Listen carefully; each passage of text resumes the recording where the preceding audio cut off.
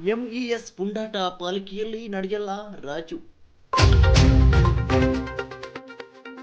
MES ಪುಂಡಾಳ ಮಾತು ಕೇಳಿ ಕನ್ನಡಕ್ಕೆ ಅವಮಾನಿಸುವ ಯಾವುದೇ ಚಟುವಟಿಕೆಗಳು ಪಾಲಿಕೆಯಲ್ಲಿ ನಡೆದರೆ ತಕ್ಕ ಪಾಠ ಕಲಿಸಲಾಗುವುದು ಅಂತ ಕರ್ನಾಟಕ ರಕ್ಷಣಾ ವೇದಿಕೆ ಉಪಾಧ್ಯಕ್ಷ ರಾಜು ನಾಸಿಪುಡಿ ಹೇಳಿದರು.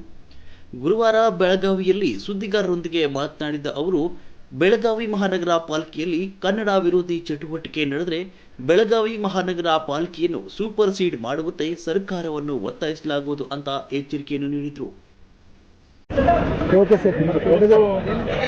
ಕರ್ನಾಟಕ ಸರ್ಕಾರದ ಆದೇಶ ನಮ್ಮೆಲ್ಲ ಕರ್ನಾಟಕ ರಕ್ಷಣಾ ವೇದಿಕೆ ಸನ್ಮಾನ್ಯ ನಾರಾಯಣಗೌಡರ ನೇತೃತ್ವದಲ್ಲಿ ಹೋರಾಟಗಳು ನಡೆದವು. ಆಗ ಸುಮಾರು ಕಾರ್ಯಕರ್ತರು ನಾರಾಯಣಗೌಡರನ್ನು ಒಳಗೊಂಡು ಕನ್ನಡದ ನಾಮಫಲಕವಾದ ಹೋರಾಟಕ್ಕಾಗಿ ಸುಮಾರು 19 ದಿವಸ ಸುಮಾರು 27-29 ಜನ ಇವತ್ತು ಕಾರಾಗೃಹವನ್ನು ಅನುಭವಿಸಿ ಬಂದರು.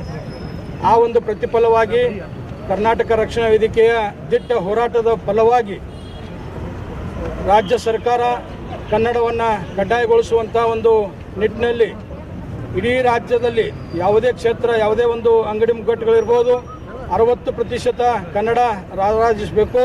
ಜೊತೆಗೆ ಇನ್ನೇನು ಉಳಿದಂಥ 40% ಕೇವಲ ಬೇರೆ ಭಾಷೆಗಳಲ್ಲಿ ವ್ಯವಹಾರವನ್ನು ಮಾಡಬೇಕು. ಅದು ನಾಮಫಲಕದಲ್ಲಿ ಇದು ಕಡ್ಡಾಯವಾಗಿರಬೇಕು.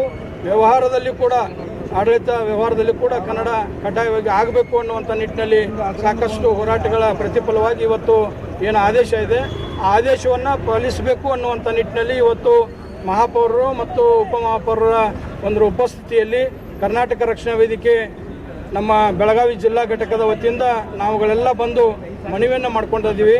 ಬರುವಂಥ ಹಬ್ಬ ಹರಿದಿನಗಳಿರ್ಬೋದು, ಯಾವುದೇ ಕಾರ್ಯಕ್ರಮಗಳಿರ್ಬೋದು, ಇದು ಕನ್ನಡ ನಾಡು